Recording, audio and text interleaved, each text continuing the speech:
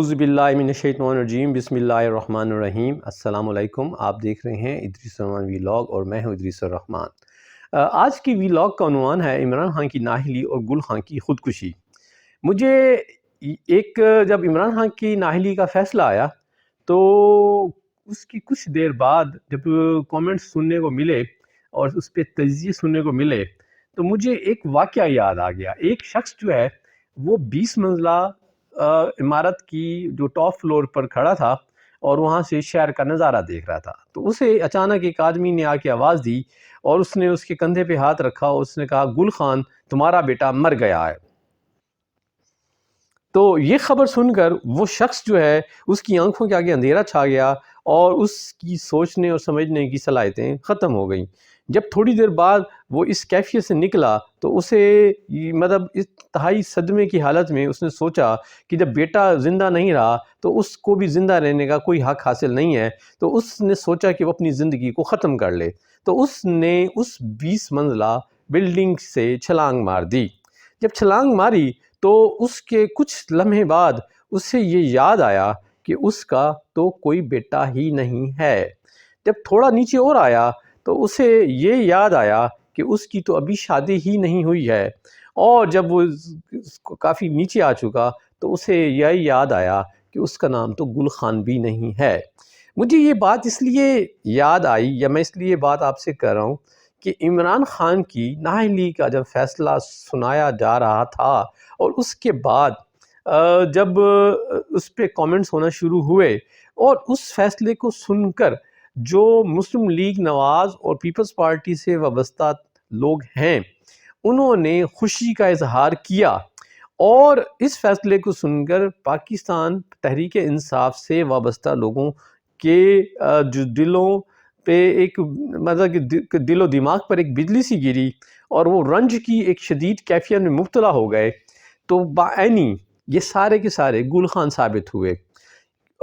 Peoples party اور مسلم league اور even J you آئی سے وابستہ، یا یوں کہیں کہ جو عمران خان کے مخالفین تھے، انہوں نے ایک مٹھائیاں کھانا شروع کر دیں اور مبارکبادیں دینا شروع کر دیں، اور اس کے اوپر اپنے سوشل میڈیا پہ اوپر اپنے تبصرے اور مبارکبادیں شیئر کرنا شروع کر دیں۔ میڈیا کے اندر بھی اس کے اوپر بڑے تجزیے آئے، اور جو ہے حتیٰ کہ حکومت کے ترجمان بھی کہیں کہ وفاقی وزیر قانون نے بھی اس پہ آ کے تبصرہ کر دیا کہ عمران خان جو ہے وہ 5 سال کے لیے نااہل ہو گئے ہیں۔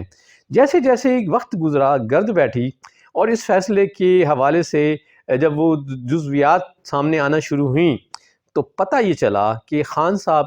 کی جو نااہلی ہے وہ مطلب اس سیٹ پر ہے جس سیٹ پر وہ 2018 کے الیکشن میں لڑ کے آ رہے تھے، یعنی میاں والی کی نشست۔ اور حالیہ طور پہ ابھی جو انہوں نے نشست میں جو کامیابی حاصل کی ہے، اس فیصلے کا اس پر کوئی اطلاق نہیں ہوگا۔ ان کی نااہلی جو ہے ان کو اس بات سے بھی نہیں روکتی کہ وہ تحریک انصاف کی قیادت سے بھی محروم ہو جائیں گے۔ اب اس کے علاوہ ان کے خلاف جو ہے وہ الیکشن ایکٹ کی وائلیشن میں ایک فوجداری مقدمے کی حوالے سے اس پہ ہے کہ انہوں نے اپنے جو ڈیکلریشن میں یہ چیزیں نہیں کیں، اس کے اوپر پروسیڈنگ ابھی ہونا باقی ہے۔ تو اس مطلب سچویشن میں جیسے جیسے وقت گزر رہا ہے تو اب یہ گل خانوں کو اپنی جو ہے حقیقتوں کا ادراک ہوتا جا رہا ہے، اور جیسے جیسے وقت گل خان زمین کے قریب آ رہا ہے اور حقیقتیں بھی زیادہ کھل کھل کے سامنے آ رہی ہیں۔ یہ دو گل خان جو ہیں یہ ان کا تعلق پاکستان تحریک انصاف سے بھی رہا ہے، اور ان کا تعلق مسلم لیگ نواز، پیپلز پارٹی اور جو یو آئی اور اس ہر جماعت سے ہے جو عمران خان کی مخالفت کر رہی ہے۔ اب جا کے ان کو آہستہ آہستہ اس فیصلے کی جو حقائق ہیں وہ پتہ لگ رہے ہیں، تو اس وقت کے ان کے ساروں کے جو ریئیکشن تھے وہ سارے غلط ثابت ہو رہے ہیں۔ جنہوں نے مٹھائی کھائی وہ اب مٹھائی اگلنے کی تیاری کر رہے ہیں، اور جنہوں نے جا کے صدمے میں جو توڑ پھوڑ کی تھی